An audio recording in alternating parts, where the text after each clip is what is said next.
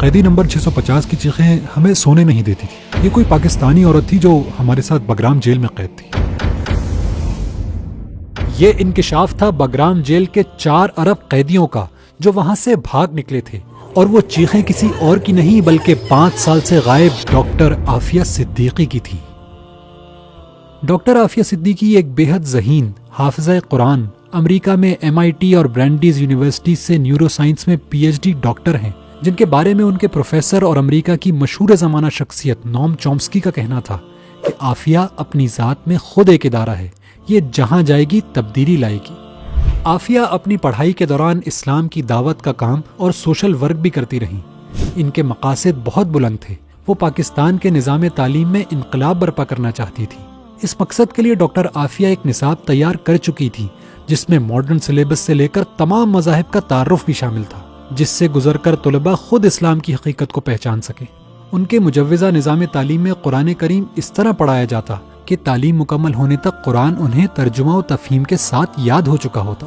Doctor Aafia کی بلا کی ذہانت، قرآن سے تعلق اور بلند عزائم نے امریکہ ہی میں رہتے ہوئے انہیں مشکوک بنا دیا. 2003 میں کراچی پہنچنے پر عافیہ کو ان کے 3 بچوں سمیت اغوا کر لیا گیا اور اگلے 5 سال تک ان کا کچھ معلوم نہ ہو سکا. 2008 میں بگرام جیل سے فرار ہونے والے قیدیوں سے معلوم ہوا کہ عافیہ افغانستان کی بدنام زمانہ جیل میں قید ہیں. امریکی حکام نے اپنی گھٹیا حرکتوں پر پردہ ڈالنے کے لیے عافیہ کو جیل سے نکال کر قتل کرنے کا منصوبہ بنایا. نہتی عافیہ پر امریکی فوجی نے گولی چلائی جس سے وہ زخمی ہو گئیں. علاج کا کہہ کر عافیہ کو امریکہ روانہ کر دیا گیا، جہاں ان پر بے سروپا الزامات لگا کر جج نے فوری گلٹی آف آل چارجز کا فیصلہ صادر کر دیا اور انہیں 86 سال قید کی سزا سنا دی گئی. ان کے دونوں بڑے بچے 2010 میں واپس پاکستان بھجوا دیے گئے، جبکہ سب سے چھوٹا بچہ تاحال لاپتہ ہے. امریکی جیل میں عافیہ کو کسی قیدی کے برابر حقوق ملتے، نہ ہی میڈیکل اور وزٹ کرنے کی سہولیات دی جاتی.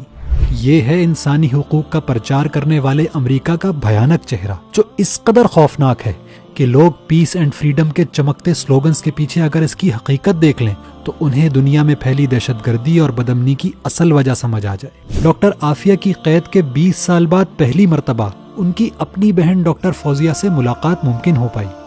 جماعت اسلامی کے سینیٹر مشتاق احمد خان بھی اس ملاقات میں موجود تھے، جنہوں نے بتایا کہ جیل میں تشدد سے ڈاکٹر عافیہ کے دانت ٹوٹ چکے ہیں، جسم اور دماغ لاغر ہو چکا ہے، سر پر چوٹوں کی وجہ سے وہ ٹھیک سے سن بھی نہیں پاتی. خوف و اذیت کی اس کیفیت میں بار بار کہتی جاتی کہ مجھے اس جہنم سے نکالو.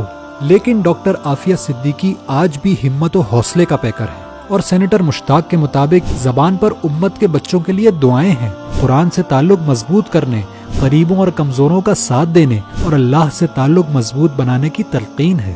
ڈاکٹر عافیہ ایک عظیم ماں، صبر و استقامت کا استعارہ، قرآن کی داعیہ، نیکی کو پھیلانے والی مجاہدہ اور باطل کی آنکھوں میں کھٹکنے والا وہ کنکر ہے جس نے پانی میں گر کر دور تک لہریں پھیلا دی ہیں.